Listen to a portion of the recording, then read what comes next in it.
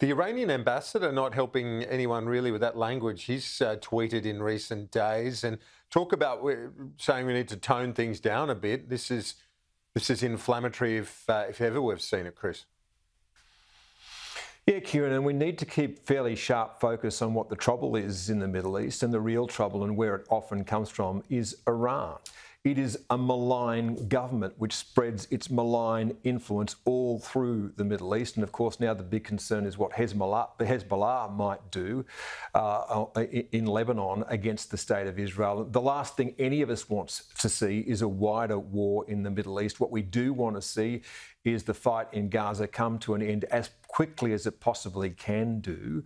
But of course, these threats loom because Iran's influence is what's driving so much of the violence in that part of the world. We shouldn't lose sight of that. And Kieran, look, I just came from Europe. One of the things that strikes me is the security in every single city I visited, Prague, or be it Vienna, or whether or not it was in the north of Italy, the security around the Jewish synagogues was everywhere. The police blocking off streets so that people would be safe. The real threat in Europe at the moment is to those people who are of the Jewish faith from extremists that are driven by ideologies that come out of places like Iran. So the Iranian ambassador, well, they'll call him in. No doubt they'll haul him over the carpet. I doubt it will change the views of him or anyone in his government at all.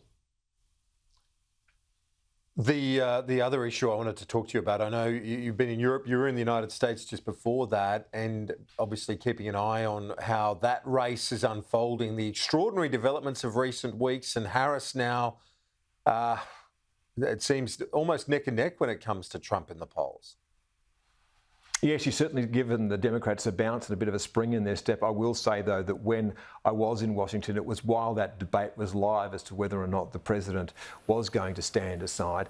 And I think that Kamala Harris, in the end, was the only choice that the Democrats had. There were a certain number of fears, and one of those fears was that if they bypassed her and tried to go to an open race, was that she would bring the entire show down. So I think the easiest path in the end for the Democrats was the path of least resistance. It's given them a bounce in the short run. Let's see how they go in the long run, because don't forget that Kamala Harris was responsible for the borders in the United States, and they have been a terrible disaster. So you'd want to see these poll numbers continue for some time. The debate will be fascinating. The age question is now Trump's to answer, and I think that she will present a much sharper focus because, boy, you couldn't get a more fuzzy one than we saw in the last debate. So it will be a better contest for the United States, and that means a better contest for the rest of us.